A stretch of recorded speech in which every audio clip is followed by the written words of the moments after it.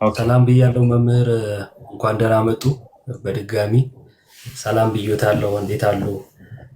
ወደ ቲክቶኩ መንደር እንኳን በሰላም መጡ እና ሰላም ብያለሁ። ከላይም ከታችም ያላችሁ ሰላም ክርስቶስ ይብዛላችሁ።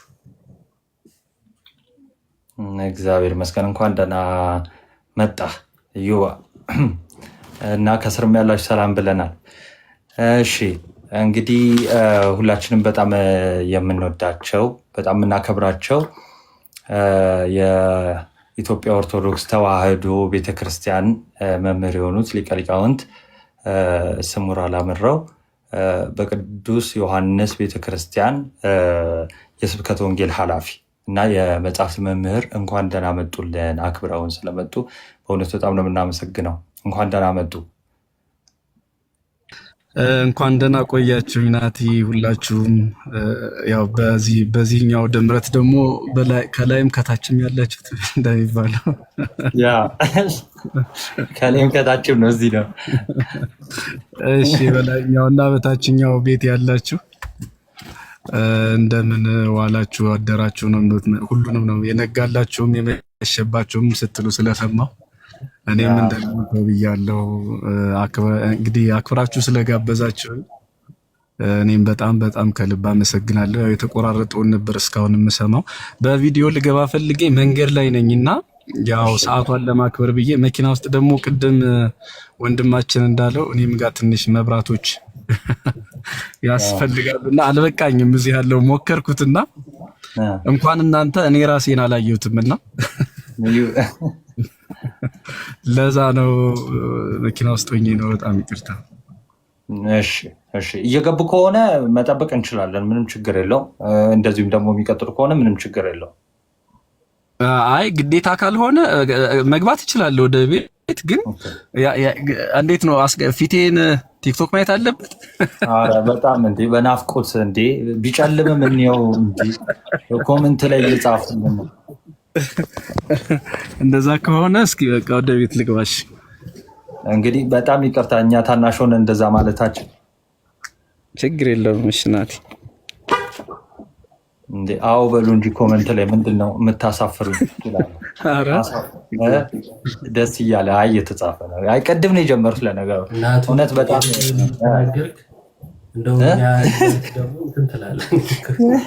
የልብን እየተናገር አንድ በደንብ ነዋ በጉጉት ነው እንዴ ስለምንወዳቸው በጣም ማየት እንፈልጋለን ምናምን ለዛ ነው ይኸው ደስ እያለን እያሉ እየጻፉ እዮባ አዎ አይ እሱማ ልክ ነው። ያንቺ አገባብ ነው እንትን ያለ እንዴት አይ ይክፈቱ ብለሽ ትይና ከዛ እንደው እኛ ልጆች ሆነን ማዘዛችን ተላልደ ካዘዝኩ በኋላ አይ ደስ ይላል። ሁላችንም እንኳን ደህና መጣችሁ ብለናል። በዚህ አጋጣሚ ሚውታንሱ እንጂ ምንድነው ተሸማቀቃችሁ እንዴ?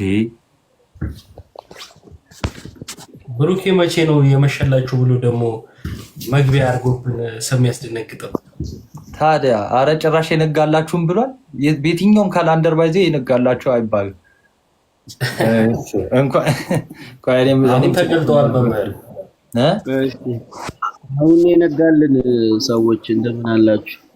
አሁን ነክቶልናል ቪዲዮ ስናይ። እሺ እኔንም አተልከኝ። ታሪክ መቀመጥ አለበት ናቱ። መምህር ለመጀመሪያ ጊዜ ነው በቲክቶክ የተገለጡት። ወይ በጣም ያው እንደውም ቆንጆ ኮሜንት ልናዩት እንናፍቃለን። ረቡኒ በጣም ባይዜ በጣም ብዙ ሰው እኛንም ጨምሮ በጣም ነው የምንወዱት። እግዚአብሔር ያክብርልኝ። ያው እንግዲህ የተቆራረጡትን ቅድም እንዳልኩት አይነበረ ሁላችሁንም እና ያው እንግዲህ የተወሰናችሁት እንደምታውቁት በአካልም 2-3 ወይም እንደዛ አካባቢ ተገናኝተን አውርተናልና እኔ አንዳንድ ፈተናዎች እንዲሁ እንዳያሰናክሏችሁ ከልብ ከመመኘት ጋራ በጣም ደስ ብሎኝ የምሰማችሁ የምገረምባችሁ ሁሉ ናችሁ እና እግዚአብሔር ያክብርልኝ በድጋሚ አሜን። እስኪ አንዳንድ ነገር ይበሉን። ስፔሻሊ ግን እንደው ለአንዳንድ ሰዎች ራስ እንደማስተዋወቅ እንዲሆን የኔታዬ የትምህርት ህይወቶንና አጠር አድርገው እስኪ ይበሉ እና ደግሞ ካሜራውን ትንሽ መጥረግ ከቻሉ ምናልባት እስኪ ልሞክር። እሺ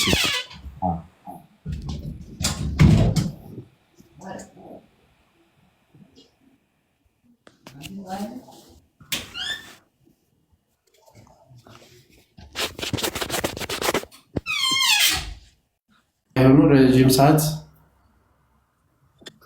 አሁን ታየው። አሁን በጣም ቆንጆ ነው። አሁን ኧረ ኔታዬ የባለፈውን ስልክ ሌባ ወሰደቦት ብዬ አስቤ ነበር። አይ ወዲያውኑ የተመለሰው አቧራ ወስዶት ነው።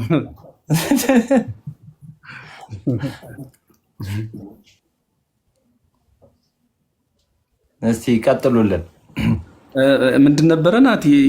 ስለ የትምህርት ሁኔታዎትን እንዴት የተማሩ እንዴት ነበረ ከልጅነት እስከ እውቀት ያለው የትምህርት ሁኔታ በዛ አጠር አድርገን ጀምረን አንድ ሁለት ጥያቄ ብቻ እኔ የምጠይቀው አለኝ።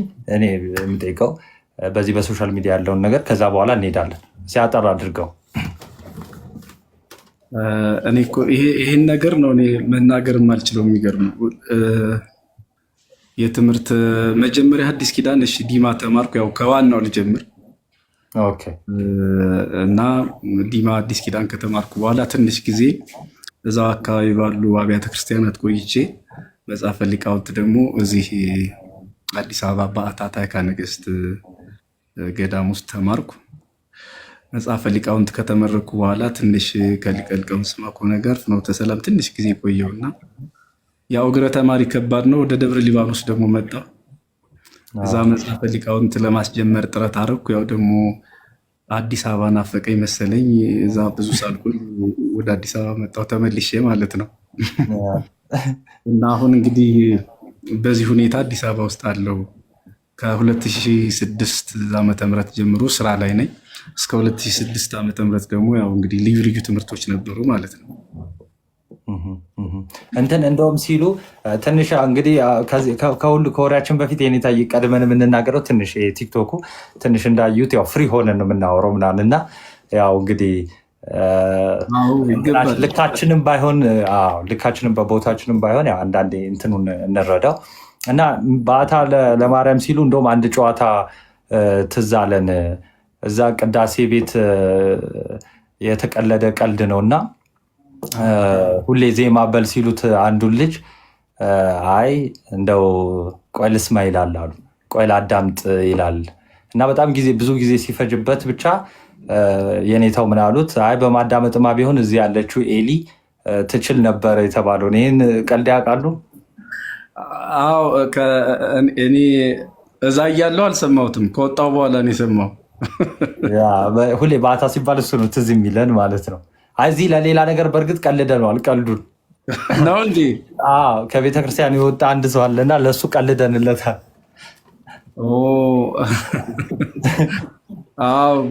ትምህርት ቤት እንደመሆኑ መጠን በጣም በርካታ ነገሮች ይኖራሉ። ከመምህራኑም ከተማሪዎቹም የሚነገሩ በጣም አንዳንድ ድንቅ ነገሮች ይኖራሉ በየትምህርት ቤቱ። ወደ ቀጣይ እስቲ አንዳንድ ነገሮች እንዲሉን በጽሁፍ ደረጃ ያስቀመጡት በመጽሐፍ ደረጃም እንደገና ወደፊትም ደግሞ እየተጻፈ ያለ መጽሐፍ ምን እንጠብቅ? እስካሁንስ ያለው በጽሁፍ ደረጃም ያለ እንደዚህ አይነት ነገሮች እንዴት ነው? እስካሁን የሆነ ወቅት ላይ አንድ ግርግር ነበረ። በሱ ምክንያት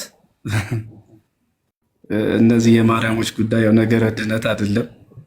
አንዳንዴ ቁጥራቸው ስንት ነው ምናምን የሚለው ምንም 5ም ቢሆኑ 2ም 1 ብትሆን ችግር የለውም። ማርያም ላይ ሚቺ ያላዛር እህትና እዚህ ሉቃስ 7 ላይ ያለችዋ ማርያም ከዚህ ከፈሪሳዊ ስምዖን ቤት ሽቶ የገባችው ሴት ብዙ ጊዜ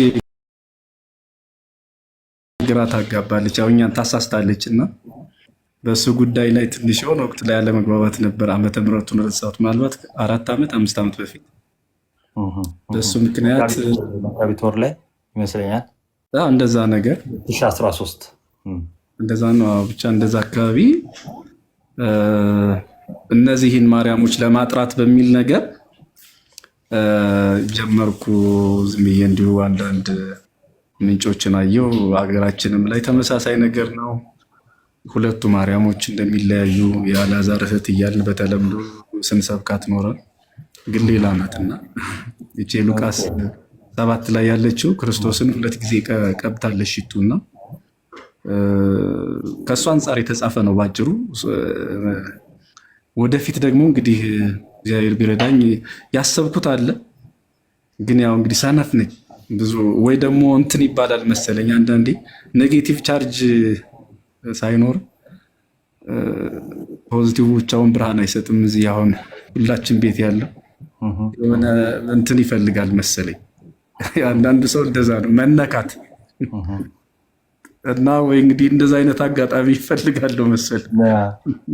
አይ እግዚአብሔር ያውቃል፣ እግዚአብሔር ያውቃል። በተደጋጋሚ ግን በጣም እዚህ ሶሻል ሚዲያ ላይም ደግሞ እንዲናገሩት ማለት እዚህ እኛ መሀልም መጥተው እንዲናገሩት ከምፈልጋቸው እና በጣም በብዙ ዩቲዩቦች እንግዲህ ትምህርቶት አለ በጣም በብዙ ማለት ነው እና በተለያየ በቤተክርስቲያኒቷ መድረክ ላይ ብዙ ትምህርት ሰጥተዋል። ከዛ ውስጥ በጣም የምወደው ያው ሁሉንም እወዳለሁ፣ ግን በጣም በተደጋጋሚም ደግሞ ስፔሻል ስለ ቁርባን ሲያስተምሩ ሰምተናል። ስፔሻሊ አይ ቲንክ የህይወት አቅጣጫ 2 ነው የሚል ፕሮግራም ያየው መሰለኝ። እዛ ላይ ሰው እንዴት ነው ወደ ቁርባን መምጣት ያለበት? አሁን እዚህ ውስጥ ያሉ ወጣቶች ይበዛሉ እንደሚያዩት ነው እና ነገ እንዴት ነው ወደ ኃጢአት ብገባስ የሚል አይነት አመለካከት ከወጣት አንጻር ይኖራል። እንግዲህ በብዛት እነሱ ስለሚኖሩ ወጣትም ብቻ ሳይሆን እድሜው ትልቅም የሆነ ይኖራል አክቹዋሊ። እና እንዴት ነው ያ ነገርስ? ምን አይነት ትምህርትን ያስተላልፉልናል? ያው እንደሰማኸው ነው ቪዲዮ ላይ ምናልባት እዚህ ውስጥ ላልሰሙት ለመናገር ካልሆነ ቁርባን ላይ ብዙ ጊዜ ሰው የሚጨነቀው ነገ ኃጢአት ልሰራ እችላለሁ የሚል ሀሳብ ነው ያለው። ከዚህ አንጻር ያው በዚህ ጉዳይ ላይ ትምህርት ይሰጥ ተብሎ የተሰጠ ትምህርት ነው እሱ ሆህተ ብርሃን ገርጂ ማርያም ማለት ነው። እና ማንም ሰው መቁረብ ይችላል ንስሐ ገብቶ። አንዳንድ ሰው ሳላገባ መቁረብ አልችልም የሚል ልማድ አለው። አንዳንዱ በልጅነት የመቁረብ ገጠር በተለይ እንኳን ቁርባን መክፈልት ሲከለከሉ አስታውሳለሁ በልጅነቴ እና ሁላችንም ባደግንበት አካባቢ እንደዚያ ነገር አለ። በቃ ይሄ አሁን ምንድነው ልማድ በጣም ከባድ ነው። ማሪሳቅ እንደሚለው ከሰይጣን ይልቅ ልማድህን ፍራ የሚለው በቃ ይሄ በስመ አብ ብለህ ነው እንዲሁ ዝም ብለን በማማተብ የማይለቀን ክፉ ልማድ በጣም በጣም በጣም እና አሁን ይህንን ሰሞኑንም እንዲያው አንድ ቦታ ሄጄ ስለ ማህበር እንዲህ ላይ ውይይት ተነስቶ እንዲዎችን ማሰሯን ከባችሁ የምትዘምሯት ነገር ምናምን ብዬ ኧረ እናቶቻችንም ማን እንዲነካ እንፈልግ የሚል አንድ ሰው ገጠመኝ። አባቶቻችን እናቶቻችን፣ ሌሎቹ ግን በደስታም የሚቀበሉ ሰዎች አሉ።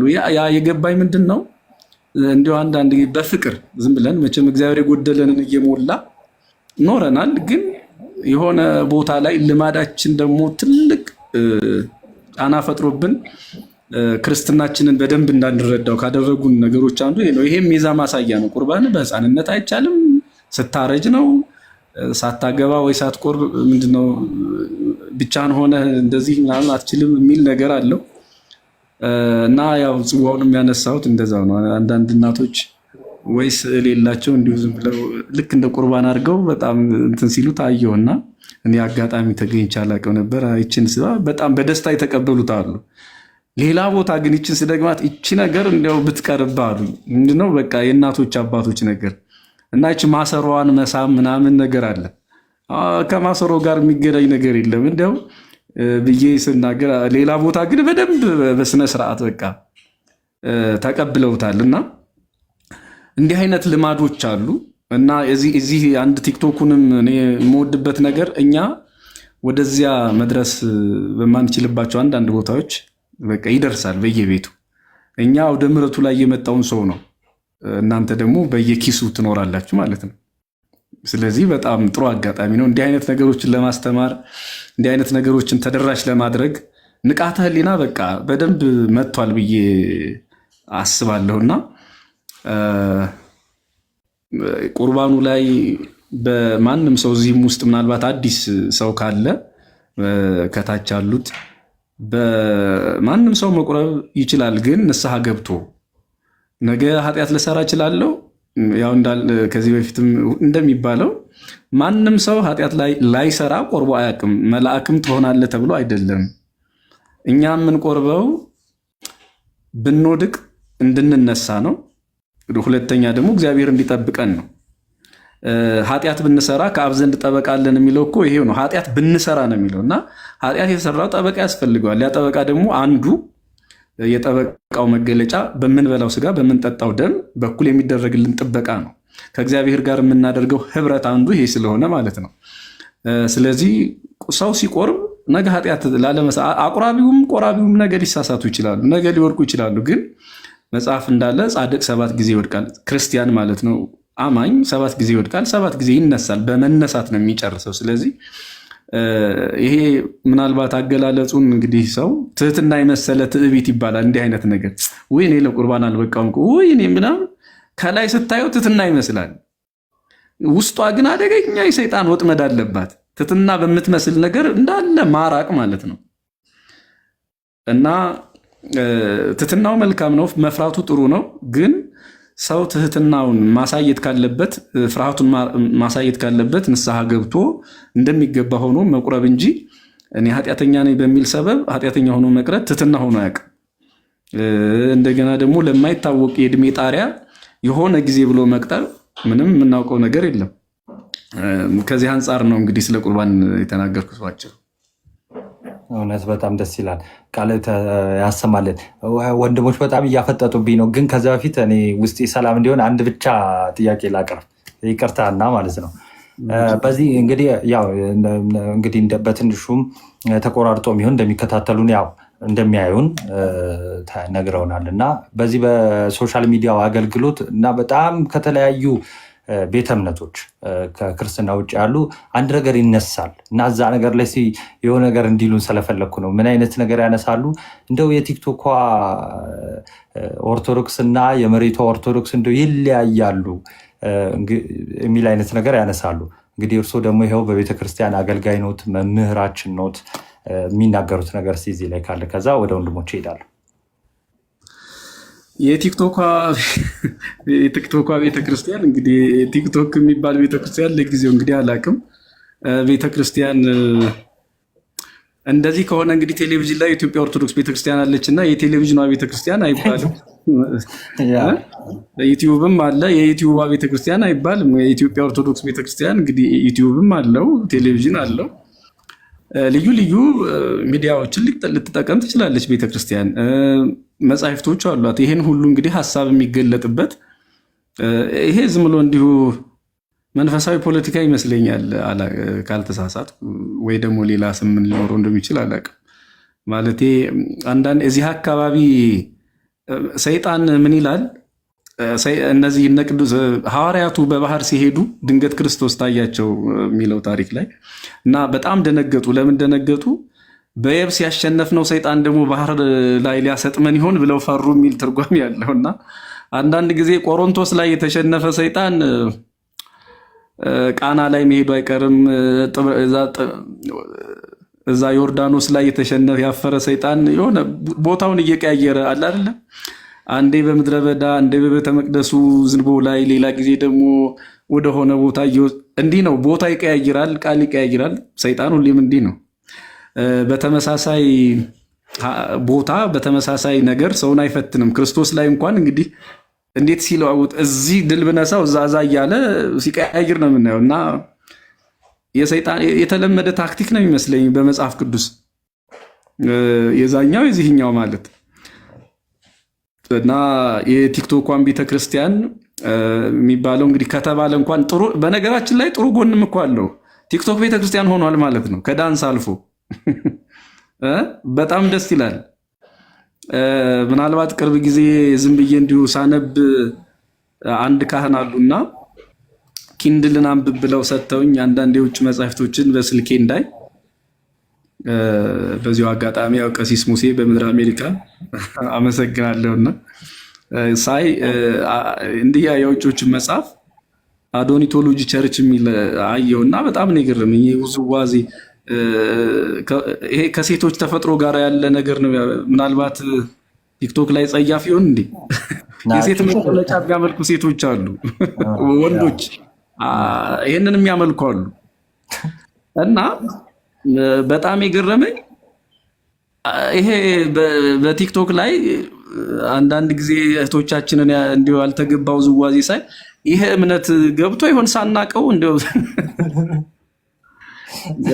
እንዲህ አይነት ነገር ደግሞ ይሄንን ስታዩት ያኛው ኃጢአት የሚሰራበት ከሆነ ያልተገባ ነገር እንግዲህ ሰዎችን ማዝናናት በራሱ ኃጢአት ነው ብዬ አልመጻደቅም። ሰው እርስ በርሱ የሆነ ነገር በጎ ነገር በመነጋገር ማህበራዊ፣ ሀገራዊ ብዙ ነገሮችን ማስተላለፍ ይችላል፣ ችግር የለውም። ነገር ግን ደግሞ በሌላ መልኩ እንዲያው ጥቅም የሌለው ነገር የሚደረግ ከሆነ ዝም ብሎ እንዲሁ ገላም በማሳየት እርቃንን በማሳየት ይሄ ዝም ብሎ እንዲሁ ማህበረሰብን፣ ሀገርን፣ ሃይማኖትን፣ ትውልድን የማይጠቅም ከሆነ ደግሞ ጥቅም የለውም። ለማንኛውም ግን እንዲሁ የኔ ጥርጣሬ ነው ይሄ ነገር ሳናውቀው ሀገራችን ገብቶ ይሁን በቲክቶክ በኩል በማህበራዊ ሚዲያ በኩል አድርጎ ላለሁ ይሄ ከሴት ተፈጥሮ ጋር ያለን ነገር ለምንድን ነው ሰው በጣም የሚያሳዝን ነገር አለው። አንዳንድ ጊዜ ቁም ነገር የበዛባቸው አንድ ጸሐፊ አለ እዚህ ቦሌ ቆሻሻ መጣያ ላይ ስትሄድ አለ፣ ምናልባት አይታችሁ ሰምታችሁት ከሆነ ጸሐፊው ወይም አንባችሁት ከሆነ ቦሌ ገንዳ አለና እዚያ ገንዳ ላይ ቁም ነገር የበዛበት ጋዜጣና ዘይት የበዛበት ምግብ ተጥሎ አገኛለሁ አለ።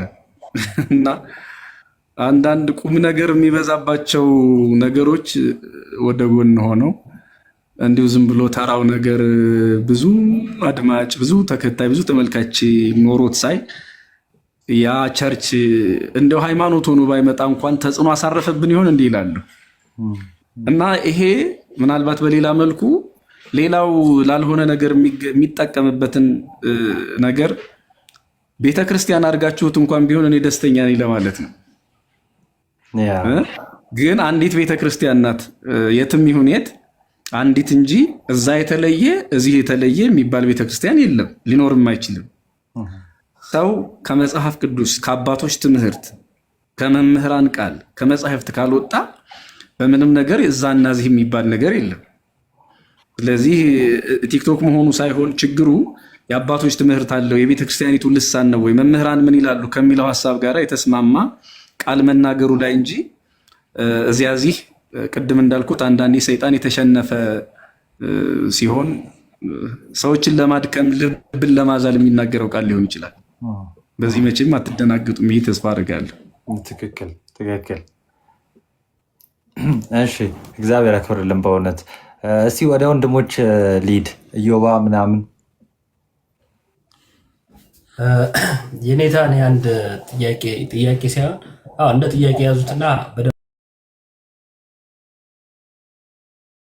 መምህራኑም ቤተክርስቲያንም ዘመኑን በዋጀ መልኩ ወደ ምዕመናን መድረስ ያስፈልጋል ብዬ አስባለሁ። እና ዘመኑን መዋጀት ማለት ምዕመናኑ ወዳሉበት መሄድ ነው። እና አንዱ ደግሞ ምዕመናን በደንብ የሚኖሩበት አሁን ከኑሮ ውጣ ውረድም ከምንም ሶሻል ሚዲያ ላይ ነው። በተለያየ በፌስቡክም በዩቲዩብም በቲክቶክም ሶሻል ሚዲያ ላይ በደንብ ምዕመናን ይኖራሉ። ስራ እየሰሩ ምንም እያደረጉ በየትኛውም የህይወታቸው እንቅስቃሴ ውስጥ ሆነው የመስማት የማዳመጥ የመማር ቻንስ አላቸውና በዚህ ረገድ ምን መሰራት አለበት ብለው ያስባሉ? ሁለተኛው ነገር ደግሞ ቲክቶክ ከተያዘ አሁን እንዳሉትም ይሄ ዓለማዊ የሆነው ነገር አለበት። በደንብ ከተያዘና ከተሰራበት ደግሞ መንፈሳዊ ነገሮችም በደንብ ይኖሩበታልና እስካሁን ከነበሩት ግምገማ ቲክቶክ ያጠፋው ጥፋት እንዳለ ሆኖ ጥቅምም አለው የለውም ሊባል አይችልም። ግን የትኛው ያመዝኑበታል? ምንስ ቢደረግ ነው ቲክቶክ የበለጠ ሊጠቅም የሚችለው ይላሉ? እሺ ከሁለተኛው ልስጀምር። እኔ እንግዲህ ያን ያህል ግምገማ የሰራው አይመስለኝም እና እርግጠኛ ሆኖ ከሰፊው ህዝብ አንጻር እኔ ከማየው በውስን እንትኑ ከማየው አንጻር ከዚህ በፊትም ፌስቡክ ላይ አንድ ወቅት የጻፍኩት አለና ከእሱ ሀሳብ በውስጥ በቃ ብዙዎቹ ቤተክርስቲያንን እማትለውን እንደምታስተምር አድርጎ ማጠልሸት አለ። ያ በተወሰነ ደረጃ ሲበራላቸው ሰዎች ሲደነግጡ አይቻለሁ። እንዲህ አይነት ነገሩ ቤተክርስቲያን እንደዛ እንደማትል ግን ትላለች ተብለው ቤተክርስቲያንን ሳይሰሙ ስለ ቤተክርስቲያንን ከሚጠሉ ሰዎች ሰምተው ቤተክርስቲያን ከሚጠሉ ብቻ አይደለም ከማያውቋት ሰዎችም ሰምተው የተሳሳቱ ሰዎች ትምህርቷን ሲሰሙ የደነገጡ ደንግጠውም እንግዲህ እንደምታውቁት ይቅርታ እያሉ አንዳንዶች ወደ ቀደመ ቤታችን ብለው ሲመጡ ስታዩ እንደው ባይመጡ እንኳን ጥላቻቸውን ሲያነሱ ስናይ በዚህ አለመገረም አለመደነቅ አንችልም። ስለዚህ በዚህ በኩል ስኬታማ ነው ብዬ አስባለሁ። እንግዲህ ምናልባት በጠቅላላው ደግሞ ለመናገር ትንሽ ሁሉን መዳሰስ መቃኘት ያለብኝ ይመስለኛል እና በሰፊው ለመናገር ሞራሉ የለኝም ማለት ጥናት የሚፈልግ ከሆነ ብዬ ነው። ባየሁት ልክ ግን ለምሳሌ የማውቃቸው ሌሎችም እንደ ወንድሞች ያገለግሉ በሆነ መንገድ በጥቂቱ እንዳየሁት እኔ በጣም በጣም በጣም ጠቃሚ ነው። እንዲያውም ምናልባት ሌሎቹ ትተውት እንዳይወጡ ብዬ ሁሉ ፈራለሁ። በሌላ በኩል ያሉት እነዚያኞቹ ወንድሞቻችን ብዬ ነው። በቃ ሰው የኦርቶዶክስ ተዋህዶ ቤተክርስቲያንን ትምህርት ሲሰማ እኔ እኮ በጣም አንዳንዴ በነገራችን ላይ ስናደድ አላይም እንዲህ አልጨርሳትም ይቺ ትንሿን ሰከንድ እንኳን ለምሳሌ አንድ ወንድም ከእናንተ ጋር ከማናችሁ ጋር እንደሆነ አላውቅም ስለ ውሃ ጥምቀት ሲከራከር እየሰማው የተቆራረጠውን ነው ያየሁት። ከውሃና ከመንፈስ የሚለውን ውሃ ማለት ራሱ ወልድ ነው አለ። በትርጓሜ አያምንም፣ ግን ከሱ መጽሐፍ ሲያጣ ከትርጓሜ መጽሐፍ አምጥቶ ሊከራከር ይፈልጋል። ከኦርቶዶክስ ቤተክርስቲያን በትርጓሜ እኮ አያምንም። እንደዚህ አይነት ይሄ ባይናሪ ሎጂክ የሚጠቀሙ ሰዎችን ስታይ ደግሞ የሆነ ጊዜ ላይ የሚጠሉትን መጽሐፍ የሆነ ጊዜ ላይ ሲያንጠለጥሉት በቃ የሆነው ይሄ ቲክቶክ ይሄ ማህበራዊ ሚዲያ ቤተክርስቲያኒቱን ከገለጣት እንደው ፍቅር ኖሮ ሰላም ኖሮ ተግባብቶ ተደማምጦ መኖር ከተቻለ እኔ ሰው ከዚህም መውጣቱ አይቀርም። የኦርቶዶክስ ነው ተብሎ ሲስተሙ ከዚህም ማለት ነው። የእውነቴን ነው። በቃ ቤተክርስቲያኒቱ ሙሉ ናት። ያንን ሙላቷን በአግባቡ በልኩ ሰው እንዲረዳ እንዲሰማ አጋጣሚውን ፈጥሯል እና በዚህ በኩል ውጤታማና ስኬታማ ይመስለኛል። አንደኛው ሁለተኛው የመጀመሪያው ምን ነበረ? ከላይ ወደ ታች የእንትኑ ይሄ ቲክቶክ ላይ እና ምዕመናን የሚገኘው ማህበራዊ ሚዲያ ላይ ስለሆነ በቤተክርስቲያን በኩል እና በመምህራን በኩል ምን ቢደረግ ነው የበለጠ ምዕመናን ማግኘት የሚቻለው ላይ ያስባሉ? እኔ በራሴ ይህን እንድል የሚያደርገኝ ያው በግልጽ ለመናገር የኛ ቤተክርስቲያን መምህራን ጋር ሶሻል ሚዲያ ላይ ቶሎ የመንቀሳቀስ ድክመት ያለ ይመስለኛል። ምክንያቱም ከሌሎች አንጻር ስናይ ሌሎቹ በደንብ ነው የሚሰሩት፣ በበጀትም በምንም እያንዳንዱ በሁሉ ነገር ጥርት አድርገው ለመስራት ይሞክራሉ። እኛ ጋር ሁሉም ሰው እንደ አቅሙ ነው የሚፍጨረጨረው እና በተደራጀ መልኩ አይሰራም።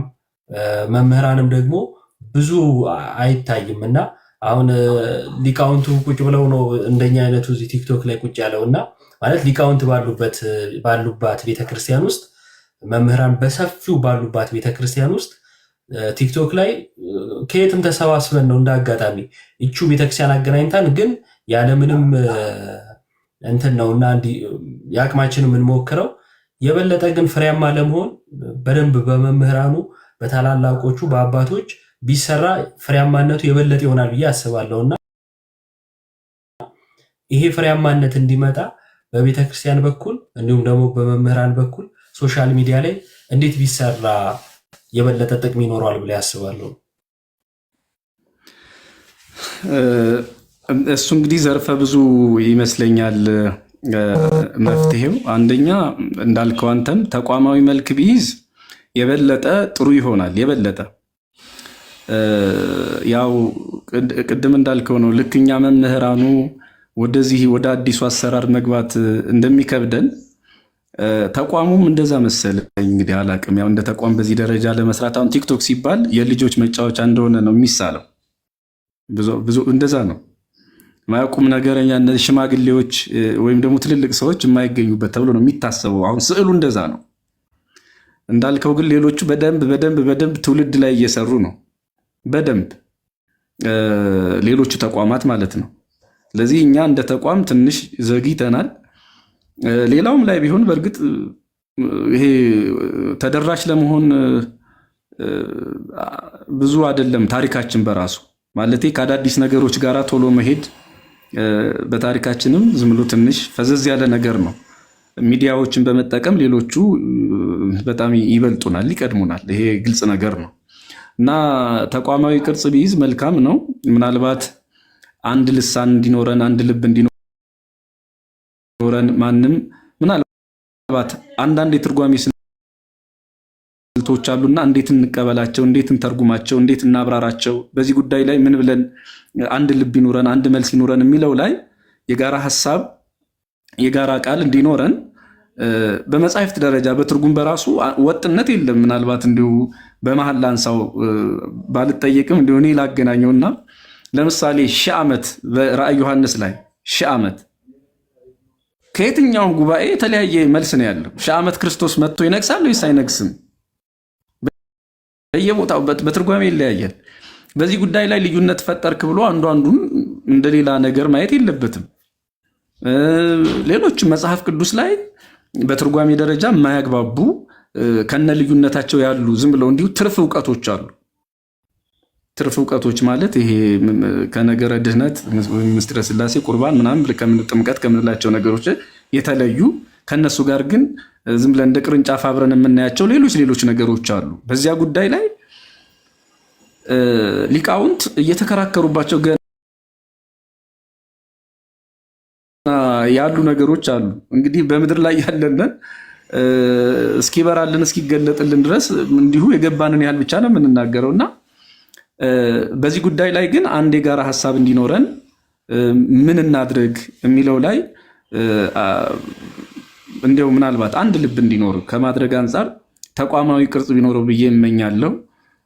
በሌላ መልኩ ግን መምህራኑ ወጣቶቹ በተለይ ወደዚህኛው መጥተው በደንብ ከትውልዱ ጋር ቢሰሩ ጥሩ ይመስለኛል። ግን ችግሩ ምንድነው? ትንሽ ኮሜንት ከሌላ ቤት ይመጣና አንተ ደግሞ ምናምን የሆነ ብቻ ነገር ስትመጣ ያው እኛ አለም ቆዳችን ስስ ነው። በአውደ ምሕረት አንቱ ተብሎ የኔታ ተብሎ መምህር ተብሎ ጉልበት ተስሞ ማስተማር የለመደ እዚህ ሲመጣ ይሄ ደግሞ የቀዥቃዣ ነው የሚል ወይ ደግሞ ሌላ ስንት ያፍል የእጅ አመል እንደሚባለው የምላስ አመል ያለበት አለ። ካልተናገረ ደስ የማይለው አመል ሲባል የእጅ ብቻ አይደለም፣ የምላስም አመል አለ። ቅዱስ ማነው ያዕቆብ እንደሚናገረው አንደበት እሳት ነው የሚለው ለዛ ነው። እሳትና ድንገተኛ አደጋ የማያጠፋው እሳት። ስለዚህ ይሄንን ነገር በመፍራት ያው አንቱ ተብሎ ባገለገለበት አውደ ምሕረት እዚህ ደግሞ ሌላ ነገር መስማቱን ትንሽ እሱም ሌላው ወደዚህኛው ነገር ያለ መምጣቱ ምክንያት ይመስለኛል። ምናልባት ግን የኔ እንግዲህ ሶስተኛው እንትኔ ሐሳቤ ምንም ይሁን ምን ጎዳና አጠንክሮ መምጣት ነው። ሐዋርያቱም ይሄው ነው። ስለ ስሜ መቼም የምትከፍሉት ዋጋ አለ ብሎ ክርስቶስ ተናግሯል። ዛሬም በክርስቶስ ክርስቲያን የሆኑ ሰዎች ስድብ አይደለም ሌላም ነገር እንድንሸከም በጸጋ እንድንቀበል ታዘናልና አንዳንድ ገጭ ጓ ቢኖርም ዋጋ እየከፈሉ ትውልድን ለማዳን ትውልድን ለማስተማር ዋጋ መክፈል ተገቢ ነው ብዬ አስባለሁ። ያው እንግዲህ በዚህ በኩል እኔም ትንሽ ችግር ካለባቸው ሰዎች አንዱ ነኝ እና እንግዲህ ወደፊት በዚህ መልኩ አሁን ጀምረናልና እስኪ ቀስ እያልኩ እማረውና እንዲህ እያየሁ የበለጠ ግንኙነታችን በዚህ መስመር ጥሩ ይሆናል ብዬ እገምታለሁ ወደፊት። ጥልን የኔታ እግዚአብሔር ያክብርልኝ። የኔ ጨርሻለሁ።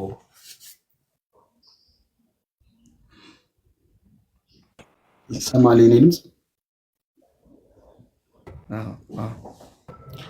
እሺ፣ እንኳን ደህና መጡ መምህር።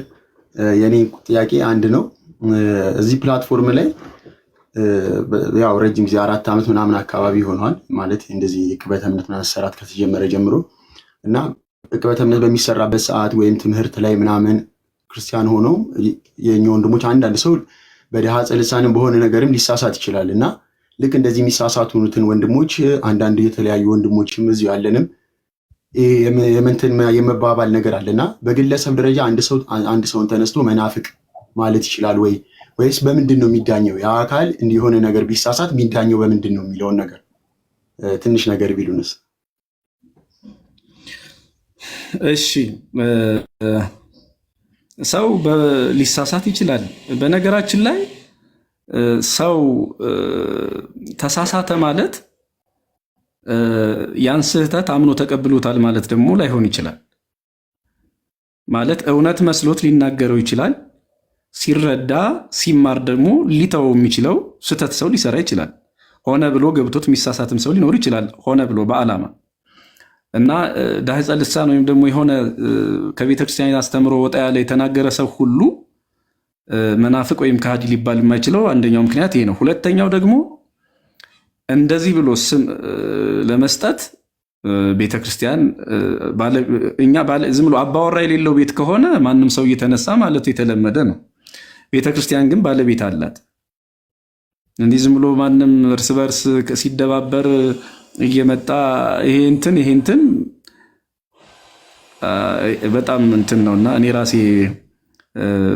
እንዲህ የሚሉ ሰዎችን ክፉ እንዳላሳዝን የሚሉ ካሉ ማለት ነው አያለሁ አንዳንዴ በመድረክ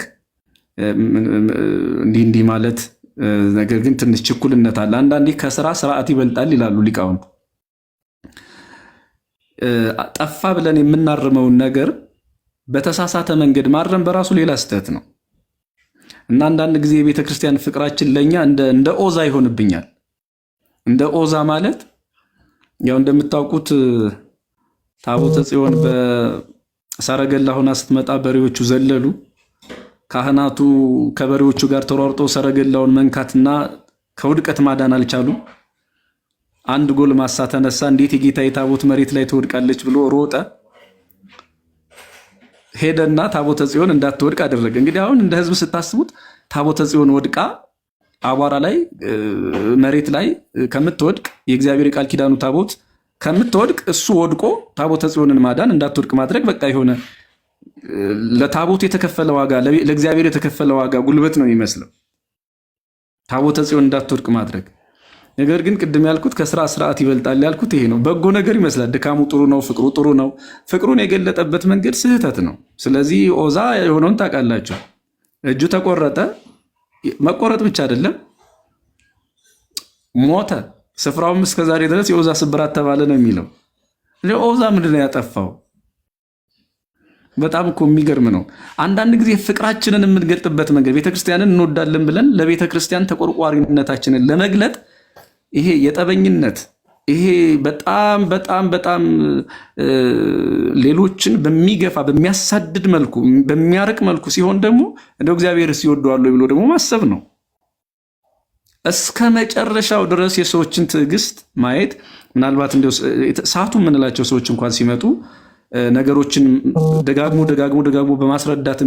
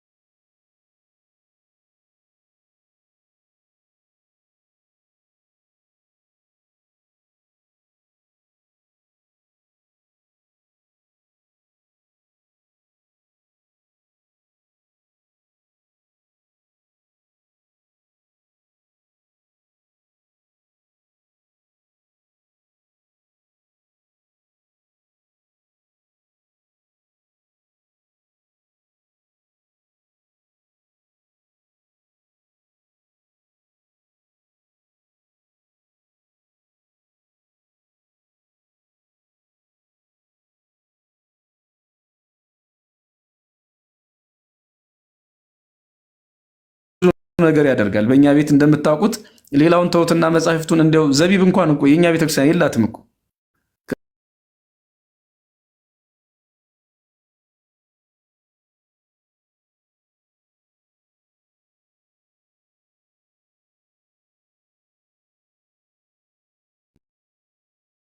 ግን ያ ማለት ግን ጸጉር ይስተካከል ማለት አንገት ይቆረጥ ማለት አይደለም።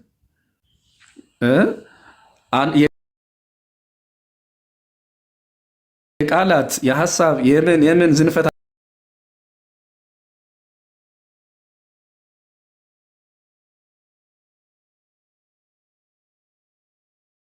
የምናየው መጽሐፍ ቅዱስ ላይ ብቻ አይደለም። ደግሞ ሲጀመር ምናልባት እንዳላሰፋ እንጂ መጽሐፍ ቅዱስ ራሱ እኔ ብቻ ነኝ አይልም። እንደምታውቁት እኔ ብቻ አይልም። እንዲያው ብዙ መጽሐፍቶችን ስንመለከት ከሌላ የሚመጡ ለምሳሌ እንዲያው ምናልባት እንዲያው እዚህ ያላችሁ ወንድሞች ብታውቁትም ከታች ያለው ከታች ነው የሚባለው ሌላው ሰው ለሱ ለመናገር ለምሳሌ ቅዱስ ጳውሎስ ለቆሮንቶስ ክርስቲያኖች ስለ መንግስተ ሰማያት ሲናገር ዓይን ያላየው ጆሮ ያልሰማው በሰው ልብ ያልታሰበ ብሎ ነው የሚገልጠው ተብሎ እንደተጻፈ ይላል። ቅዱስ ጳውሎስ ከየት እንዳመጣው ነው? ይሄን ማን አባቱ ነው የሚናገር? እዚህ ውስጥ ባይብል ብቻ የሚል ሰው ከየት ያመጣዋል? አሁን እስኪ እንደው ህሊና ያለው ሰው እንደው በዚህ ላይ ምን ይላል? ከየት ነው ያመጣው ቅዱስ ጳውሎስ? ይሄን መጽሐፍ ቅዱስ ያልሆነ ጥቅስን ጳውሎስ አምጥቶ ከነገረ ከጠቀሰ እኔ ለምን እንደማላመጣው የጳውሎስን ምንጭ ለምን እንደማልጠቀመው? ከመጽሐፍ ቅዱስ ውጭ መጥቀስ ስህተት ከሆነ ጳውሎስም ተሳስቷል ማለት ነው። ስለዚህ ይሄ ደግሞ የማያስኬድ ደምና ስጋ የወለደው ከንቱ ሀሳብ መሆኑን እናያለን። እና እንዲህ አይነት መጽሐፍት ለቤተ ክርስቲያን ለመጽሐፍ ቅዱስ ገላጭ የሆኑ ከመጽሐፍ ቅዱስ ጋር ያሉ ቅርንጫፎች ናቸውና እኛ ግንዱን ከነ ቅርንጫፉ ነው የምንቀበለው። አጭሩ ነገር ምናልባት ረጅሙ ነው አጭሩ የሚባለው ይሄ ነው ሀሳቤ። እሺ ቃልት ያሰማልን የኔታዬ። እንግዲህ እዚህ ውስጥ ፕሮቴስታንቶች ካላችሁ ዛሬ በደንብ የተመለሰላችሁ ይመስለኛል። ያው እዚህ ጋር ያለውን ቲክቶክ ላይ ያሉትን ወንድሞችን ሰዎች እንዳይቀበሏቸውና እንዳይሰሟቸው፣ ምክንያቱም ከሰሟቸውና ከተቀበሏቸው ሰው አዳራሹ ባዶ ሊሆን ነው። ስለዚህ የተቻላቸውን ምንድነው ማድረግ የሚሞክሩት ወይም የሚፈልጉት በተቻላቸው መጠን ሁሉ እዛ ጋር መሬት ላይ ያለችው ቤተክርስቲያን ከነዚህ የተለየ ነው የምታስተምረው ብለው በቃ ሰውን ለማቆየት ነበር የሚሰሩት።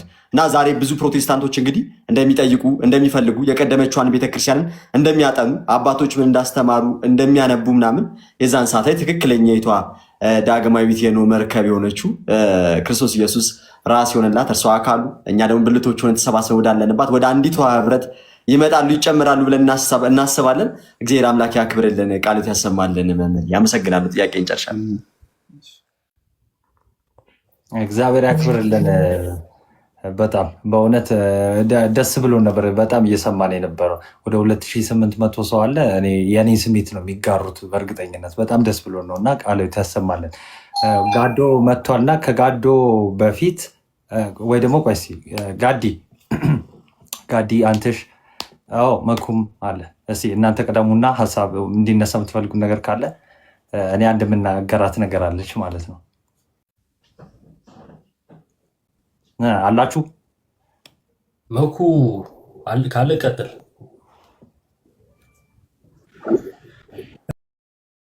ይሰማል ድምፄ ነው? ይሰማል። እሺ እግዚአብሔር ቢ ወደኋላ ሊቀር ይችላል ድምፄ ትንሽ ኔትወርክ እንትን እያደረገኝ ነው።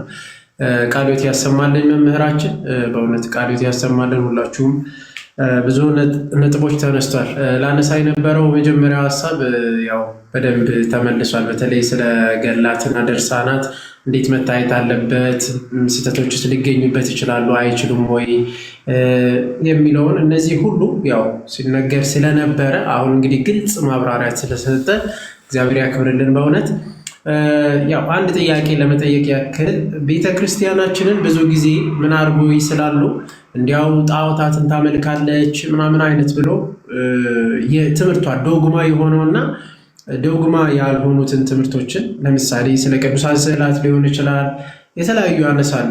ስግደት ሊሆን ይችላል፣ ይሄው ጣዖትን ታመልካለች ይላሉ፣ ቤተክርስቲያንን ይከሳሉ። እና ከዚህ አንጻር እስቲ ስለ ትምህርቷ ቤተክርስቲያን ዶግማዋ፣ ነገረ ድህነቷ ምን ይመስላል? ስለ ቅዱሳን ስዕላት፣ ስግደት፣ ምልጃ፣ ጸሎት እነዚህ ደግሞ እንዴት ይታያሉ? ይህንን እስቲ ቢያስረዱልን ከዚህ አንጻር መምሬ። አንዳንዶቹ በጣም ሰፊ ስለሚሆኑብኝ እንግዲህ አጠር ለማድረግ ልሞክር መሰለኝ። አሁን እንኳን ስዕል ታቦት አታመልክም የኢትዮጵያ ኦርቶዶክስ ተዋሕዶ ቤተክርስቲያን ወይም ሌሎቹም። እንኳን ስዕል ማለት ያው ስዕል በየቤታችን ያለ ነው። ታቦት ግን ታቦት ነው እንደምታውቁት። እንኳን ስዕል ታቦት አታመልክም። ችግሩ ታቦቱ ላይ ምን አለ የሚለው ነው። ለምሳሌ ታቦትን ብንል አልፋ ወኦ የሚል ስም አለ። ያንን ስም የሚመለክ ስም ነው። ስሙን እናውቃለን። ምናልባት አንዳንድ እዚህ ቤተክርስቲያን የነበሩ በጣም ለቃሉ ይቅርታና እኔ መጻጉ ይመስሉኛል ቤተክርስቲያን ኖረው ቤተክርስቲያንን የማያውቁ ሰዎች። መጻጉ ታውቁታላችሁ። 38 ዓመት ኖረ ቤተሳይዳ። ግን ስለ ቤተሳይዳ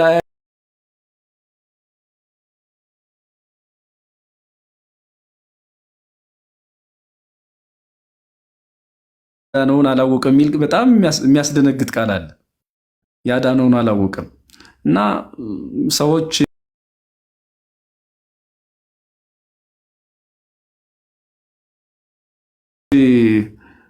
ረጅም ጊዜ በቆዩበት ሰበክንባት፣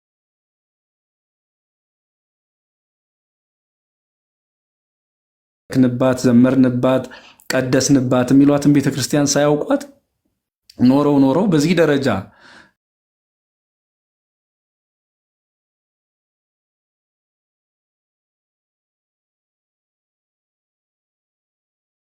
እንደ ፊክሽን ወይም እንደሌላ መጽሐፍ። ስለዚህ የጋኔን ሁሉ ስም ተጠራቅሞ ያለበትን ካሸናፊው ከእግዚአብሔር ስም የተነሳ ቅዱስ እያልን ከጠራ ነው ታቦቱን ለምንድን ነው እንደዚህ ሰዎች እንደዚህ ቅዱሳንና የእግዚአብሔር ስም ብቻ ስለተጻፈበት ብቻ እንኳን ማክበር አልነበረባቸውም? ለስሙ ሲሉ ለእግዚአብሔር ስም ሲባል መጽሐፍ ቅዱስን ጋኔን ስም የተጻፈበትን መጽሐፍ ቅዱስ ለእግዚአብሔር ስም ሲሉ ቅዱስ እያሉት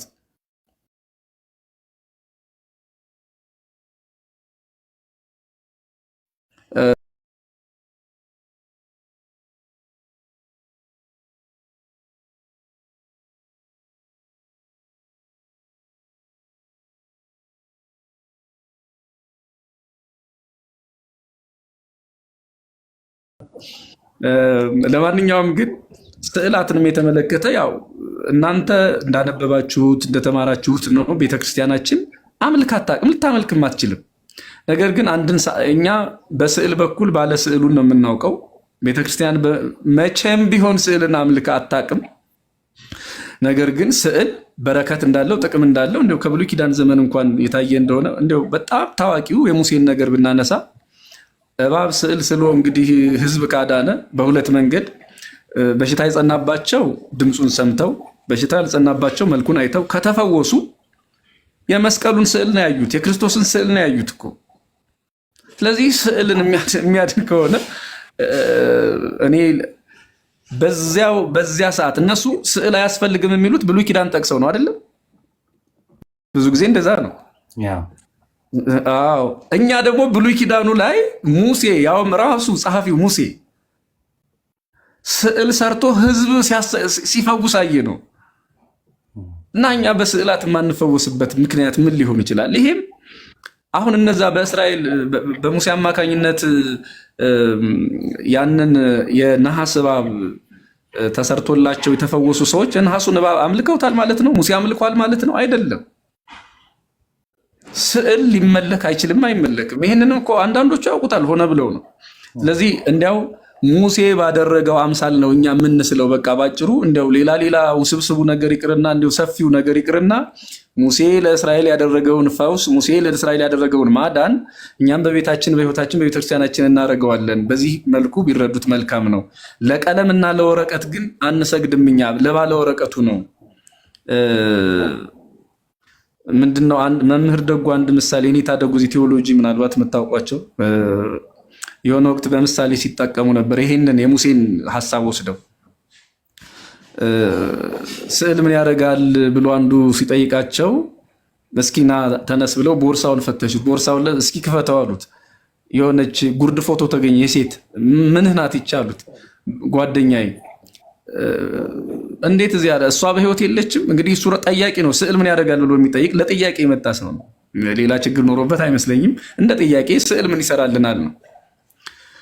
እና ታዲያ አንተ እንግዲህ ምሳሌው ህጹጽ ሊሆን ይችላል። ያው ሙሉ ምሳሌ ኖሮ አያውቅም፣ አይኖርም። አንተ ጓደኛህ ሩቅ ሀገር ሄዳለች፣ አብራኝ ናት፣ አንድ ሰፈር ነን። እና ታዲያ እሷ አብራህ እያለች ጠዋት ማታ እያየሃት ፎቶዋ ምን ይሰራልሃል? አይ ይሄማ እሷን ባየሁ ቁጥር በቃ አብራ ከኔ ጋር እንዳለች በቃ ይሄ ለህልውናዋ ከኔ ጋር ለመኖሯ ፍቅሬን የምገልጥበት የእሷ መሆኔን እሷም የኔ እኔም የእሷ መሆኔን የምገልጥበት ነገር ፍቅሬን ማሳያ ነው። እንግዲህ አብራ ያለችውን ሴት ፎቶ እንዲህ ለፍቅር የሚገልጥ ከሆነ እኛ አንደኛው ፍቅራችንን ማሳያ ነው ስዕል፣ ፍቅራችንን። ሌላ ምንም በረከትም ነው፣ በሌላ መልኩ በረከትም ነው፣ ፈውስም ነው። ይኸው አይተናል እኮ ቅድም ያልኩት ስለ ሙሴ ስናገር እና ስዕልን አናመልክም ለበረከት፣ ለእሴት፣ ለናፍቆት ግን ይሄ ሆኖናል። በሌላ መልኩ ግን የምናነበው መጽሐፍ ቅዱስ እኮ ራሱ ስዕል ነው አይደለም እንዴ? እኔ ለምን እንደሚፈሩት እኔ እንጃ። እግዚአብሔር እኮ ስዕል ነው። ስሙ እግዚአብሔር ብሎ ወይ በእንግሊዝኛ የሚጠቀም ከሆነ ጋድ ብሎ ጂሰስ ብሎ ቢጽፍ ስዕል እኮ ነው። እሺ ለዚህ ስም መስገድ አልችልም? እችላለሁ። እኔ እንደው ሌላውን ተው፣ አይን እጅ እግር ስላለው ለዚህ ኢየሱስ ለሚለው ስምስ ብሰግድ ይከለክሉኛል ለዚህ ሰዎች? ጽፌው ኢየሱስ የሚል ስም እኔ እንጃ ምን ሊሉኝ እንደሚችሉ አላውቅም። ለዚህ ስም አይ በቀለም ስለተጻፈ መስገድ የለብህም ካለ ያኔ እስኪ ደግሞ ቀጣዩን እናያለን። ግን እኔ እግዚአብሔር ብዬ ብጽፍ ኢየሱስ ብዬ ብጽፍ ለዚያ ስም መስገድ ስልጣን አለኝ። አይ የለም የሚል ሰው ካለ እንዳልኳችሁ ቀሪውን የሚል ሰው ሲኖር እናየዋለን። ግን ደግሞ ኢየሱስ ብሎ መጻፍ በራሱ ስዕል ነው።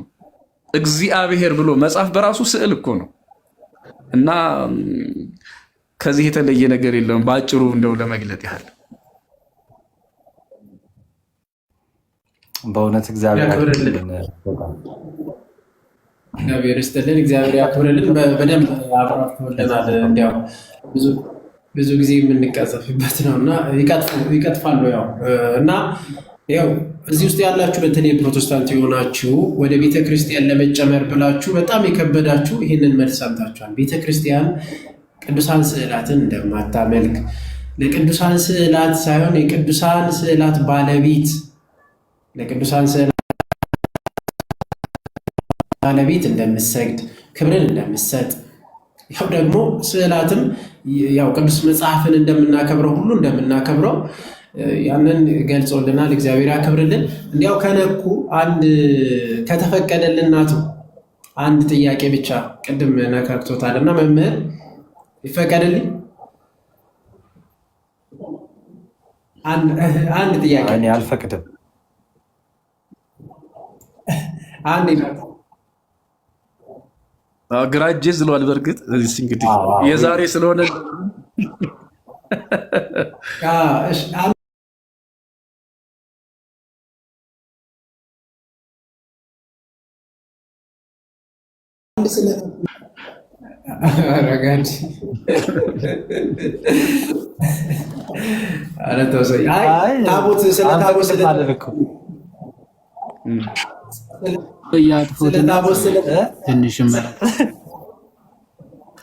ቪዲዮ ትንሽ ወይም እንዲሁ መወያየት እንችላለን።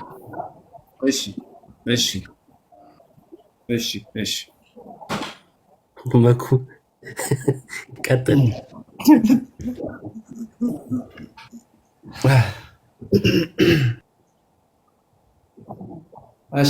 ይሰማል መምህር?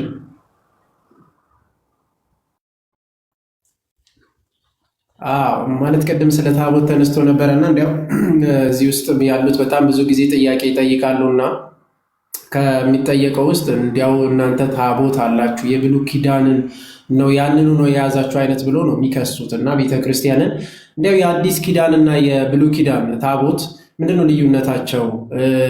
ደግሞም እኛ እንዲያው የብሉይ ኪዳንን ታቦት 10ቱ ትእዛዛት የተጻፉበት 4 ሰዎች የሚሸከሙት ያንን አለን ወይ? አሁን ላይ ለአዲስ ኪዳን አገልግሎት እየተጠቀምን ነው በቤተ ክርስቲያናችን ውስጥ ለአገልግሎት ለአዲስ ኪዳን እና ያ አለ እንዴት ነው የሚታየው? እስቲ ለሁሉም ሊያብራሩ ነው መምህራቸው። ቀጥሉ። ይሄ አጭር ነገር ነው። እኔ ምንም አሁን በዚህ ጉዳይ ላይም እንደው ብዙ ወይ ደግሞ ራሱ እንደው ከሰዎቹ ጋር እንደው ሰፊ ውይይት ካልሆነ በስተቀር ለምን መሰላችሁ በቤተ ክርስቲያን እንዲህ አይነት የብሉይ ኪዳኑን ብናመጣው ይቀበሉናል? አሁን እኔ የመጀመሪያው ሐሳቢ እሱ ነው። እንዲሁ የብሉይ ኪዳን ነው ያላችሁ ማለት ወይ ደግሞ የላችሁም የብሉይ ኪዳኑ የላችሁም የሚሉ ሰዎች የብሉይ ኪዳኑ ቢመጣ ይቀበሉታል? ወይስ ደግሞ ታቦት አያስፈልግም የሚል አቋም ያላቸው ሰዎች እንግዲህ ጭራሽ የብሉይ የሐዲስ ሳይሉ ጭራሽ ታቦት አያስፈልግም ከሆነ እሺ ደግሞ ሌላ ክርክሩ ሊቀይረው ይችላል። በጠቅላላው ግን ይሄ ጊዜ መርጦ የብሉይ ኪዳን የሐዲስ ልክ እንደ ገድሉ ነው የማየው። ገድሉ ላይ ገድልን አያምኑ፣ ግን ስለ ገድል መከራከር ምን ይጠቅመዋል? የአንተን ሰውነት አምኖ ሰውነህ ትከራከረኛለህ ሳይል አንተን እንደሌላ ነገር ቆጥሮ ከአንተ ጋር መከራከር ምን ይሰራ? መጀመሪያ ሰውነትህን ማመን ነው። እና በታቦቱ ላይ በብሉይ ኪዳኑ ይሁን በሐዲስ ኪዳኑ ምናልባት የብሉይ ኪዳኑ ቢሆን እንቀበለዋለን ችግር የለውም ከሆነ እንግዲህ ለነሱ ይባላል አሻሽለው 4 ሰው የሚሸከመው ወይ ደግሞ ቀኖናውን ለነሱ ሲባል ማስተካከል ይቻል ይሆን እንዴ? ለማንኛውም ግን ባጭሩ ቤተክርስቲያን የብሉይ ኪዳን ታቦት አይኖራትም የላትም። ይሄኛው የክርስቶስ የአምላካችን ስም የሚጻፍበት ነው። ከዚያ ውጪ የስጋና የደሙ ማክበሪያ ነው። ስሙ ቀዳሽ ነው። ስሙ ኃያል ነው። ያ ኃያል ስም ነው በቤተ ክርስቲያኒቱ መንበር ላይ ያለው።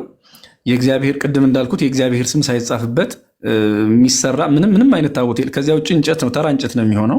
ይሄ ስም አልፋ ወኦ ያልነው ስም ካልተጻፈ፣ ስለዚህ ካህናቱ ይዘውት የሚሄዱትም ያ ታቦት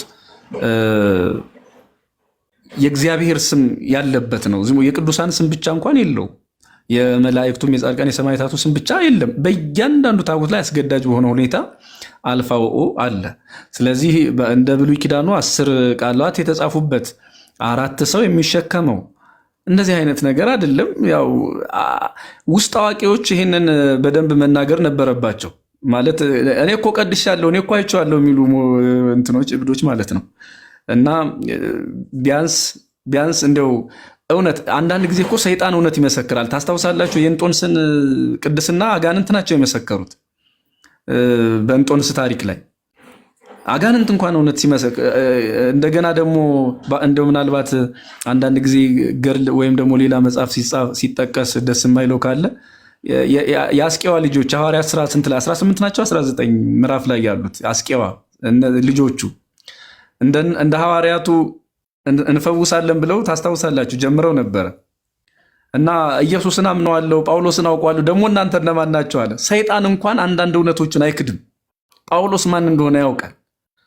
ጳውሎስን ለመናቅ አልሞከረም ማለት ነው። በሌላ አነጋገር ሰይጣን እንኳን የገባውን ነገር እንደው የሚናገር አልፎ አልፎ ሰይጣን የሰይጣን ምስክርነት እንደ እንትና ይያዝም፣ ግን አንዳንድ የሰይጣን እንኳን እውነት ሲናገር እንሰማዋለን።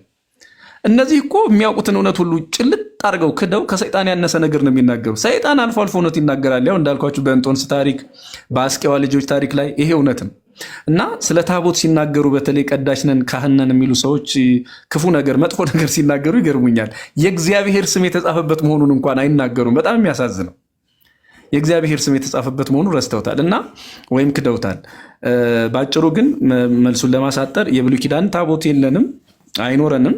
ነገር ግን ደግሞ የእግዚአብሔር ስም የተጻፈበት አንድ ሰው ሊይዘው የሚችል መሰዊያ አለን። አጭሩ ነገር ይሄ ነው። ይሄ ደግሞ በሐዲስ ኪዳን በብሉይ ኪዳናችን በሐዲስ ኪዳናችን በሊቃውንት መጻሕፍቶቻችን ያለ የተጨበጠ እውነት ነው እንጂ ዝም ብለን ከልባችን ያመጣነው ነገር አይደለም።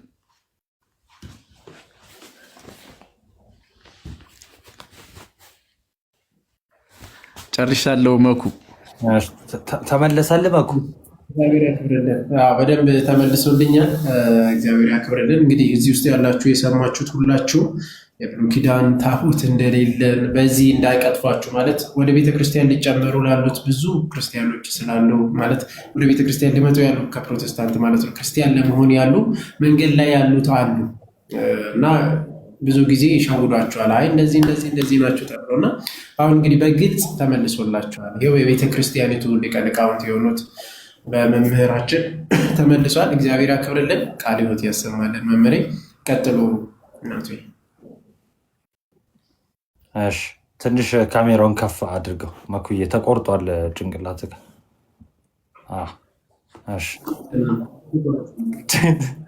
እሺ በእውነት እግዚአብሔር ያክብርልን፣ ቃለ ሕይወት ያሰማልን። በጣም ድንቅና ግሩም ነው። ያው መጠየቅ ብንጀምር አያልቅም የዛሬው። ስለዚህ እኛም አናድክሙት እና መጠየቅ ያለበት ወይ ደግሞ መመለስ ወይ ደግሞ እንደ መጀመሪያ ቀንም መናገር ማስተማር ያለበትን እንግዲህ አስተምረዋል ብለን እናምናለን። የቀረ ሀሳብ ያላቸውም አይመስለኝም ወንድሞች፣ እኔ አላቅም። እሱም በእርግጥ ግን በደፍረት ሰላምታ እንድናቀርብ ይፈቀድልን እንጂ ቢያንስ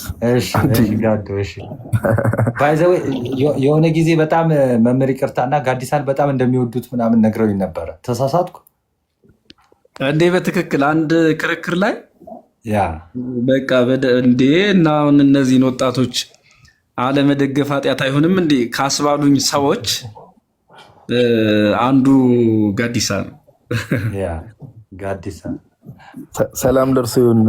የኔታ እንዴት ኖት? ይቅርታ በጣም የሆነ ስራ ይዤ ነበር አርፍጄ መጣሁ። በጣም ይቅርታ። ሰላም ደርሶ ይሁን። ሰላም ብያለሁ። አረ ዘማሪው እንዳለው ነው ያረፈደ ምን አይልም አለ አይደል? እዚህ ቆይ በዘማሪዎች ፊት ደግሞ እንዳልሳሳት አይገባም ማለት ነው።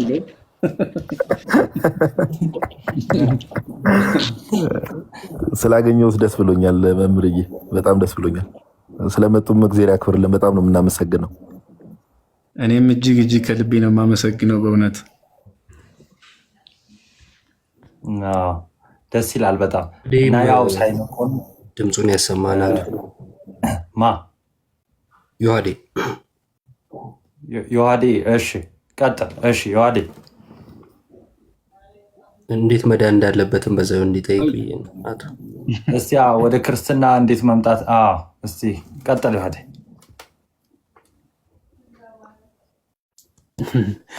የኔታ እንኳን ደህና መጡ። ስላገኘኖት በጣም ደስ ብሎናል። አለውኝ መቆራረጥ ጀመረ ስከፍት እኔማ ወደ ብሉይ ተመለስኩ። እንደገና ከመጀመሪያ ብዬ ነበረሽ። ይሰማል የኔታ? እንኳን ደህና መጡ። እንኳን ደህና ቆየ ዮሐድ። ሰላም አለ? እንዴት ሰነበትክ? እግዚአብሔር ይመስገን። ቃለ ሕይወት ያሰማልን። በጣም ደስ የሚል መልእክትም ትምህርትም ቁም ነገር ማዘል ነበረ። ጸጋውን ያብዛሉት።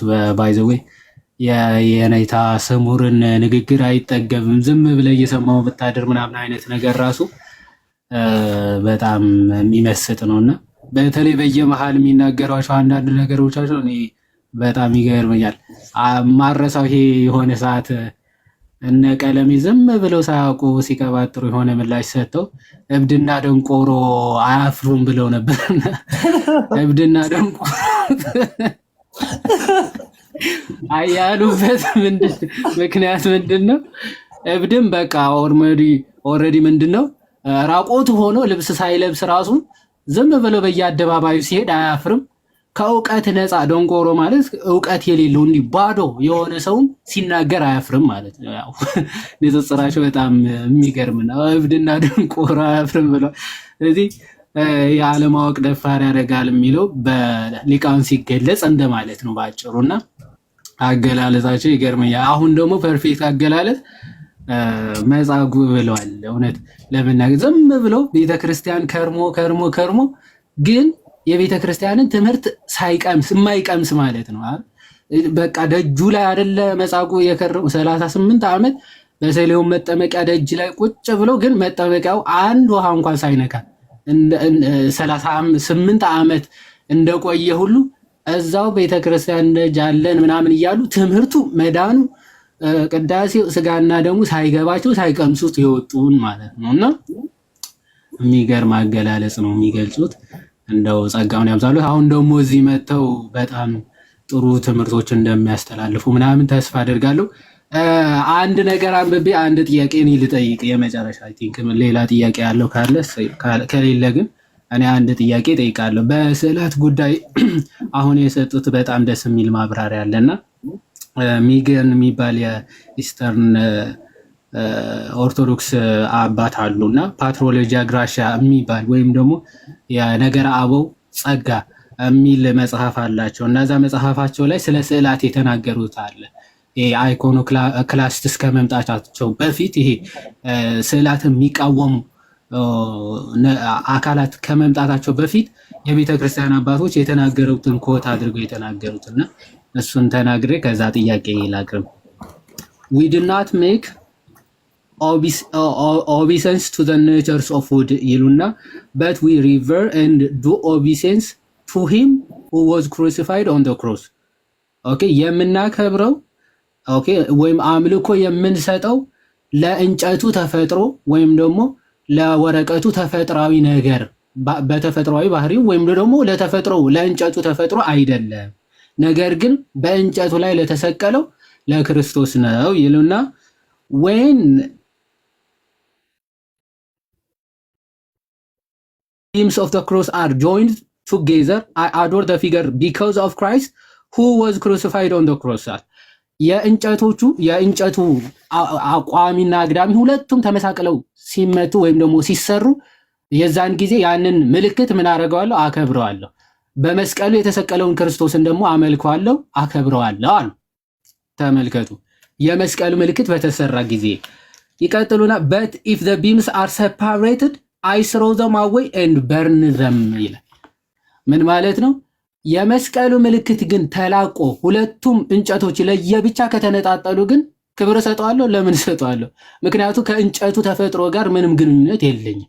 ኦኬ ምልክቱ ከሚያስታውሰው ወይም ደግሞ ምልክቱ ከሚያስተላልፈው መልእክት ጋር እንጂ ከምልክቱ ተፈጥሯዊ አሰራር ወይም ደግሞ ከተሰራበት ተፈጥሮ ጋር ምንም አይነት ግንኙነት የለኝም። ስለዚህ ሁለቱም የመስቀል እንጨቶች ተነጣጥለው ግን ባገኛቸው እጥለዋለሁ፣ አቃጥለውም አለው ይላል። ኦኬ ለእንጨት ነው የምትጠቀመው፣ እንጨትነት ምናምን ልትጠቀምበት ይችላል። ክብሩ የሚመጣ ከማን የተነሳ ነው ይላል? ከጌታ ወይም ደግሞ ምልክቱ ከሚያስተላልፈው መልእክት የተነሳ ከክርስቶስ የተነሳ ነው እንጂ ከእንጨቱ ተፈጥሮ ምንም የሚያገናኘው ነገር የለም ብለው ይገልጻሉና የቤተ ክርስቲያናችን አስተምሮ ይሄ ነው። ስዕላትንም መስቀልንም ታቦትንም አታመልክም፣ አምልካም አታውቅም ማለት ነው። ይህን ትምህርታችንን በደንብ ልታውቁት ልትረዱት ያስፈልጋል ካልኩኝ በኋላ ምናልባት ይህንታም በዚህ ሀሳብ ላይ ይጨምሩበታል። በመጨረሻ ግን ያው የቲክቶክ ፕላትፎርም እንደሚያውቁት እያንዳንዱ ግለሰብ የየራሱ ስልክ አለው፣ የየራሱ እንትን አለው። ያው ፐርሰናል ፕራይቬት ነገሩ ነው እና ማንም ሰው እንደፈለገ መጥቶ የፈለገውን መናገርም ይችላል፣ ማስተላለፍም ይችላል። ከዚህ አንጻር ፕላትፎርሞችም እንኳን ፕላትፎርም ይቅርና መጽሐፍ ቅዱስም ማንኛውም ነገርም በሚገባ ከተጠቀምንበት ያው የሚጠቅም ነገር እናገኝበታለን። ካልተጠቀምንበት ደግሞ የሚጎዳ ነገር ማግኘታችን አይቀርም። ምንድነው እንደውም ዩኒቨርሲቲ ለተጠቀመበት ላይፍ ላልተጠቀመበት ደግሞ ናይፍ ነው ይባል የለ። ዩኒቨርሲቲ በራሱ ላይፍም አይደለም፣ ግን ሰው እንዳጠቃቀሙ ላይፍም ሊሆን ይችላል ናይፍም ሊሆን ይችላል። ወይ ቆርጦ ሊያስቀር ይችላል ወይም ደግሞ ወደፊትም ሊያስቀጥል ይችላል ተብሎ ይነገራል። እሳትም እንደዚያ ተብሎ ይነገርለታልና ይህ ፕላትፎርምም ለተጠቀመበትም እንደዚያው ሊሆን ይችላል፣ ላልተጠቀመበትም እንደዚያውና ይህ ፕላትፎርም የሰው ልጆች ወይም በተለይ ደግሞ ክርስቲያኖች እንዴት ነው መጠቀም ያለባቸው የሚለውን ምክር አዘል ትምህርታዊ ነገር ቢሰጡን ብዬ እጠይቃለሁ። እግዚአብሔር ይስጥልኝ። እሺ ዮሐዲ፣ አሁን አንተ እኒህን አባት የጠቀስከውን በእኛ ቤተክርስቲያንም አኮዘን ሰግድ ለረቅ ወለቀለም ብለው በጣም አብራርተው ደስ በሚል ሁኔታ ራሱን ቃል በቃል ለቀለምና ለወረቀት የምንሰግድ አይደለም በማለት ለባለ ስዕሉ ለሰዓሊው ለእግዚአብሔር እንደምንሰግድ ወይም ደግሞ ለቅዱሱ እንደምንሰግድ ጽፈዋል። የኛም አባቶች በጣም ደስ በሚል ሁኔታ እንጂ ቀለምና ወረቀትንማ እንዴት ብለን መጽሐፍ ቅዱስን እኮ ቅዱስ የምንለው ወረቀቱን ብቻ ተራ ወረቀት ከኔ ማስታወሻ ደብተር የተለየ ሊሆን አይችልም። መጽሐፍ ቅዱስን ቅዱስ ሊያደርገው የሚችለው ያው ከዚህ በፊትም እንዳልነው በውስጡ ያለው ክቡር የእግዚአብሔር ቃልና የእግዚአብሔር ስም ነው። ስለዚህ ቃሉ ከሌለበት ወረቀቱም ተራ ወረቀት ነው። መጽሐፍ ቅዱስ ተራ ወረቀት ሊሆን ይችላል፣ እንደዛም ነው። ቃሉ ግን አከበረው።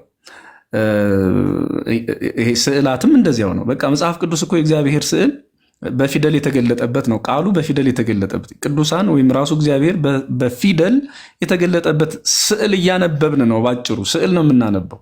ፊደላት ስዕላት ናቸው። ምንም ሌላ ትርጉም የላቸው ስዕላት ናቸው ፊደላት። እና አንተ ያልካቸውን አባት የእኛ ቤተክርስቲያንም አባቶች እና አባ ጊዮርጊስ ተጠቅሙበታል ለማለት ያህል ነው። ምናልባት ወደዚህኛው ወደ ቲክቶኩ ስንመጣ መግቢያ ላይ እንዳልኩት ይሄ ዓለም መቼም ብዙ የሚያጓጉ ነገሮች አንዳንድ ጊዜ ያው ስልቹ መሆንንም የሚያሳዩ ነገሮች አሉት። እንደምታውቁት ይሄ ማህበራዊ ሚዲያ አንዱ ስልቹ ማህበረሰብ በመፍጠር መቼም ይታማል። ስልቹ ማለት በተለይ ቲክቶክ በቃ ስክሮል ሲያደርጉ መዋል ነው። በጣም አደገኛ ነገርም ነው። ከዚህ በፊት አንድ ሊቅ ምን ሲል ውጭ ያለ እንዲህ ያነበብኳት ድሮ ስልክ ነበረ የሚታሰረው በገመድ፣ ይሄ ባለ ገመዱ ስልክ አለ አይደለ? እና ስልክ ነበር እስረኛ ገመድ ያለው። አሁን ሞባይል ከመጣ በኋላ ግን ሰው ታሰረ፣ ስልኩ ነፃ ወጣ ብሏል። እና ሰው ሁሉ የስልኩ እስረኛ ሆኗል። ከቅርብ ሰው ጋራ ተራርቆ ከሩቅ ሰው ጋራ ነው። እንዴት ነህ? ምሳ በላ? እንዴት ነው? ምን እየሰራ ነው? እዚህ ያለው ቡና እየጠጣ የማያወራውን ሰው ሩቅ ያለውን ሰው ግን ያወራል። ይሄ አንዱ ተጽዕኗችን ነው።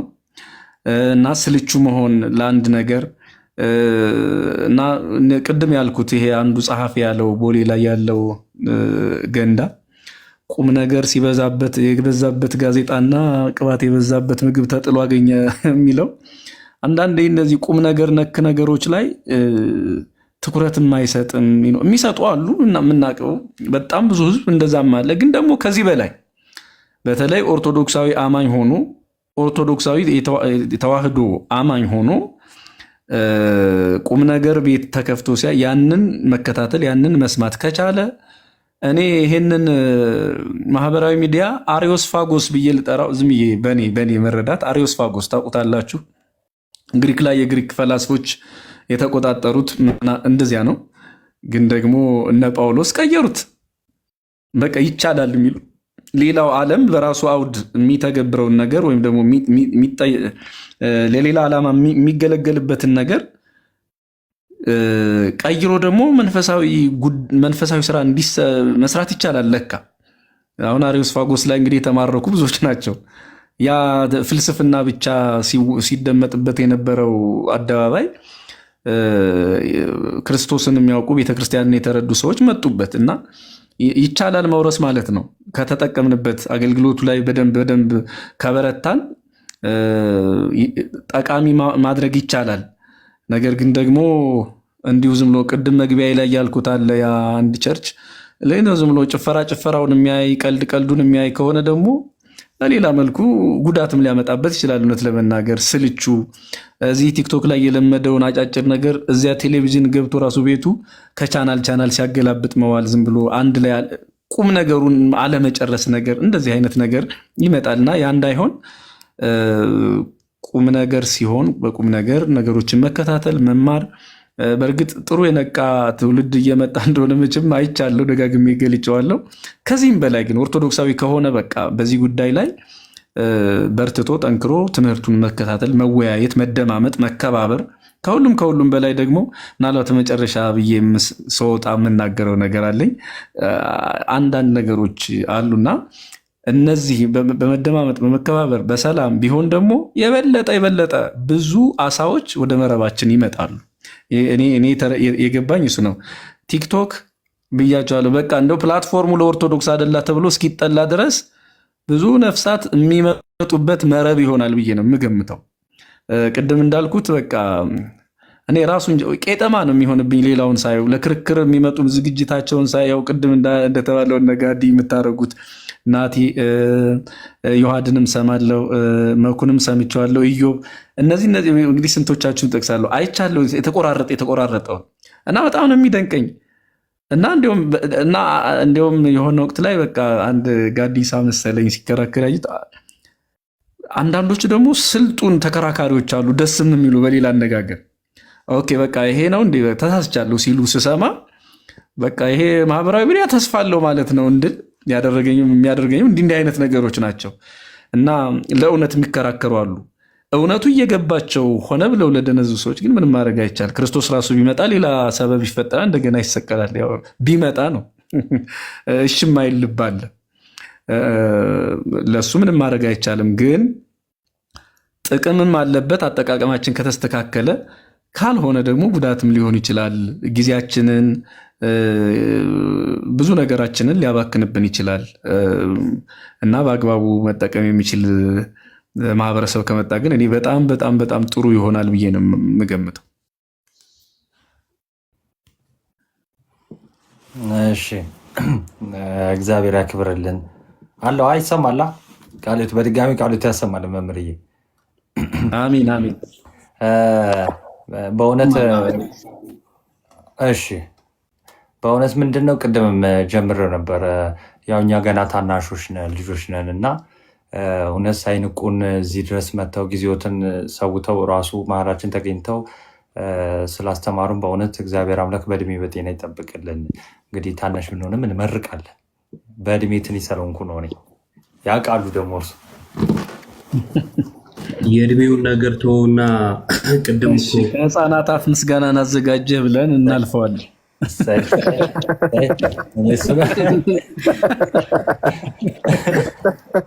አሁን ትላልቆቹ እውቀት መሆን አለበት አይደል? ምን አለ የባህታን ታሪክ በእውቀት ነው መቼስ ከሊቃውንት ቅኔ አይጠፋም። ለዛ ነው ናትሻ ደስ እንዳይለ ደግሞ ቀጥታ አይወሰድም። በቅኔ ያልወሰድኩት አንድምታም ይባላል። ጥቅስ ስላለው ቀጥታ ከፕሮ ጋር እየዋልክ እኮ ይሄ ቀጥታ መውሰድ በጣም ደስ ይላል። እና እንደው 5 ደቂቃ ምናምን ካሉት አንድ ዝማሬ ሰምተን እንሸኞት። ሰዓትም ሰለበ ካልሆነ ግን ምንም ችግር የለውም። አይ መቆየት ይችላሉ። 5 ደቂቃ ችግር የለውም። ዝማሬው ነበር አንድ ነገር ሮማጂ ቴንኪዩ እግዚአብሔር ያክብርልን። ሁላችሁንም በጣም በእውነት ብታበረታቱም የነበረ ኮመንት ላይ እና እስካሁን ቁጭ ያላችሁ እግዚአብሔር ያክብርልን።